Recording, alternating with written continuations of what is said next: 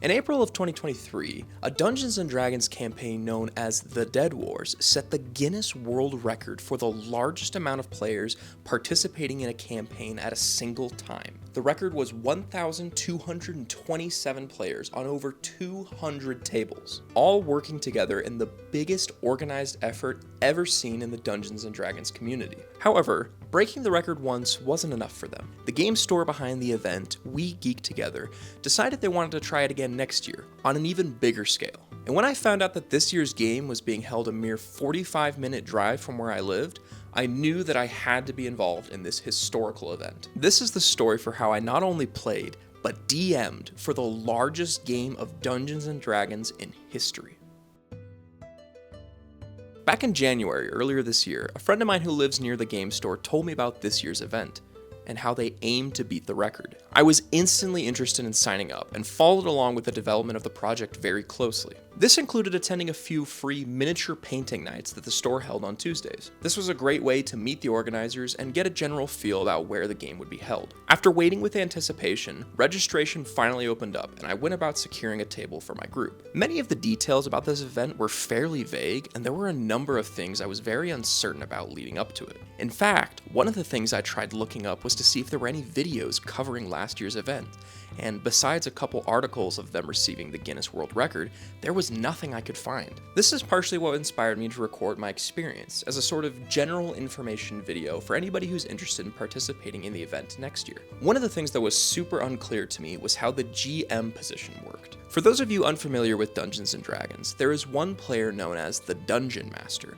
or Game Moderator, whose job it is to, well, moderate the experience of the players. The GM has access to sensitive information surrounding the game and is responsible for immersing the players in the game and shepherding their adventure. After reserving our table, the seat for the GM was still open and I wasn't really sure what I needed to do about it. To make a long story short, I ended up learning that we could either assign one of our players to serve as a GM, or we could wait until the day of to see if there were any available volunteer GMs that could step in and help us out. Wanting to ensure that we were all coordinated correctly, my team ended up with me drawing the short straw, and I ended up serving as the GM. Now, a little bit about my personal background with D&D.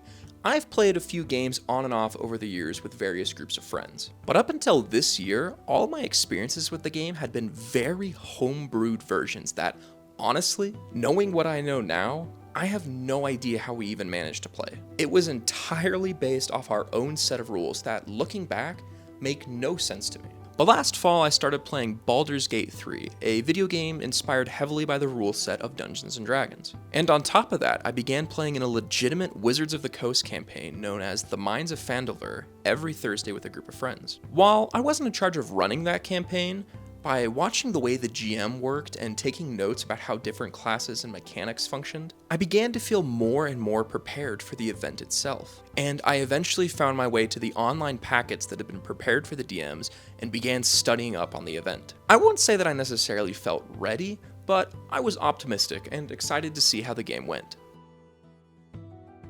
Months passed, and the day of the event finally arrived. I printed off the GM packet, picked up my friend Kian, and we were off to participate in the largest game of Dungeons & Dragons ever attempted. Now, as I'd mentioned earlier, I'd visited the mall where the event would be held a few times prior, and each time I had went, it was absolutely empty. However, upon entering, we were hit with a sea of people, all geared up and ready for the game. The way that the event went about including all 1,000 plus people and still making it one cohesive game was by breaking up different tables of 5 or 6 into war parties that each reported to a general. This general was in charge of reporting information about how the battle was going. While the actual plot of the campaign and how it related to gameplay I'll get into in a second, this method allowed everyone to actually participate in the game while still technically classifying as one single campaign. After we arrived and checked in, however, we were met with our first challenge of the night. When I had registered, I had booked table 35 in the right wing of the mall on the second floor, but upon further inspection,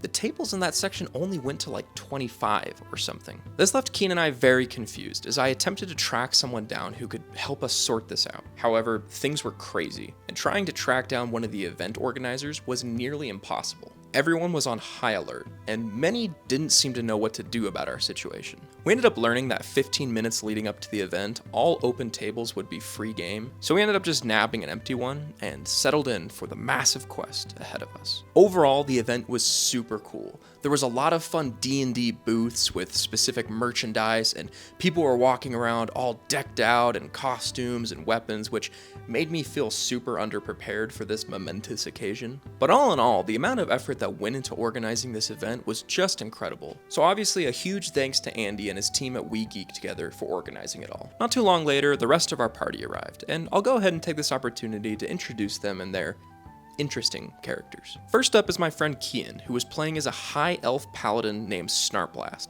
which at this point is a reoccurring character in just about every campaign we play. Up next is Caden and James, who were playing as a centaur ranger named Johan and a kobold bard named Martin, who I was told looks eerily similar to a certain insurance mascot. And last to show up was Chase, who was playing as a human sorcerer who, well, he was playing as Sailor Moon, which makes up just about the greatest band of adventurers you've ever seen. The game began with our heroes being pulled into the Divine Realm, where the selfish god Eos was preparing for war against the other realms. Or at least, I'm pretty sure. There wasn't a lot of lore in the GM packets, and I'll admit there were more than a few areas where I was kind of confused on how to spin the story. But regardless, as the DM, I presented my group with a couple different scenarios they could scout out during Act 1, which involved something called the Oath of Peace being held over the game, which made it impossible for anyone to take or deal damage. The goal of this act was Reconnaissance, and after presenting my team with the different options they could choose, they decided to scout out the giant airship looming over the battlefield. Now, one thing I should mention is that James's character was a College of Eloquence bard, which gave him the ability to never have a charisma roll lower than 10.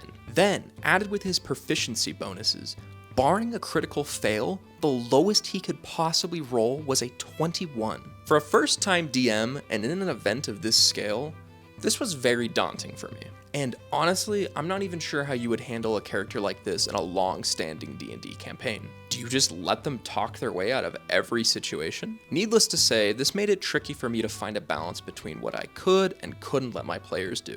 But safe to say, they were able to talk their way onto the ship by posing as insurance salesmen looking to see if the airship qualified for the home and auto bundle. Once aboard, they found out some information about the magical crystal powering the ship and just proceeded to make my life hard for a little bit. Now, there were other objectives and places to scout out, but for the sake of storytelling, I'm just going to focus on what my party did, which was obviously to try and take down the ship. The way that this worked on an event of this scale is that the crystal powering the ship had about 3,000 health, and every time a party did about 50 or so damage, you would hold up an indicator card that would let your general know to come by and tally up the damage you've dealt. All the other objectives had similar but different methods of allowing the players to work together. Side note, but the table we were sitting on must have been in a bad spot speaker-wise because most of the announcements they had going over the intercoms I was completely unable to understand. So there are many things I'm sure I missed during this event, and it was very fast-paced, as I'm sure you'll see once Act 2 starts. But for now, our reconnaissance mission ended, and our table selected a team captain to go and meet with the surrounding tables to form a sort of plan of attack and share information.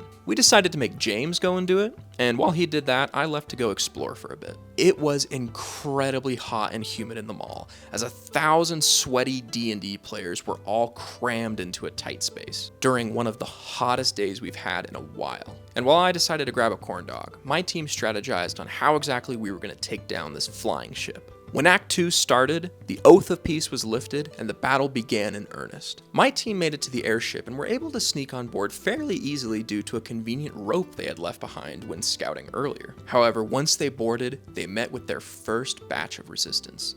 Like I mentioned earlier, this game was set in the Divine Realm, so all of the different enemy types were angelic themed. They all had custom abilities and powers that were super unique and fun to use, but I'll admit I probably floundered a bit trying to get a grasp on what each of them could do. I definitely felt inferior to all the other DMs who came decked out with all these fancy tools and screens made to help run their game more efficiently. Heck, I didn't even bring my own dice. I got my first ever pair given to me as a courtesy for being one of the DMs. So shout out to WeGeekTogether for that. Thanks. But as you can see here, my method for keeping track of combat was far from aesthetically pleasing. And in the midst of trying to figure it all out, merely 20 minutes into our fight, I finally heard an announcement cut through the noise, and this one I actually could understand. The airship had already been sunk.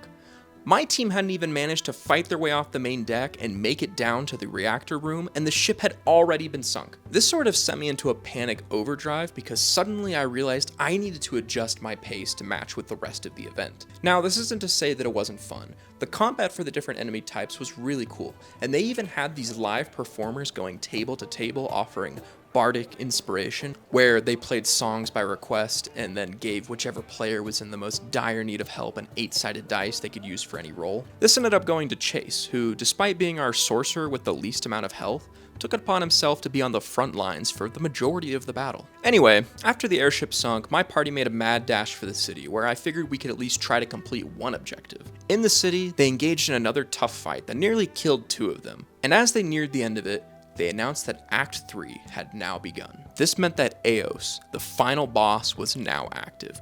This guy had over 30,000 health and could deal massive amounts of damage. As DMs, we were instructed to have him only fly in for about 1 round or so, otherwise he would completely decimate your team. To no one's surprise, Sailor Moon was down for most of the final fight, but she managed to get on her feet long enough to deal more damage than anyone else in our party combined. Overall, our table ended up dealing over 190 damage to the final boss, which made me feel good because at least, hey, we finally contributed something. But at last, the final announcement was made, and I rushed over to the main table just in time to hear Andy announce that we had successfully killed Eos, dealing a whopping 34,000 damage. With a resounding victory, my party left the sweltering mall and relished in some well-earned victory burgers.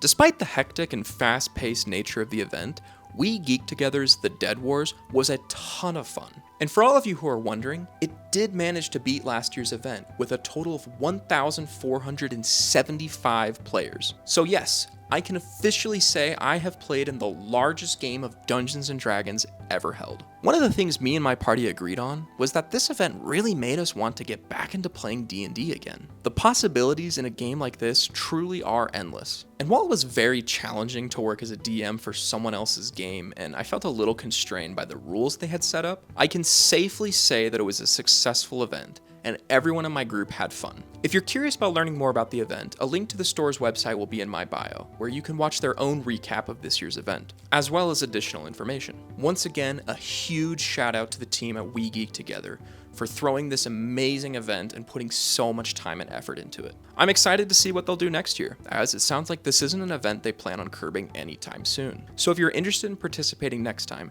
definitely check them out and stay tuned for updates on their end. Thank you to everyone who watched this video, and especially thanks to my D&D group who was so patient with me as I learned how to be a first-time DM. If you're new to this channel, I post fantasy-related content, so if that's something you're interested in, consider subscribing. Also comment down below some of your favorite D&D experiences, and especially if you participated in the Dead Wars, let me know how it went for your party. Thank you again for watching, and I'll see you next time.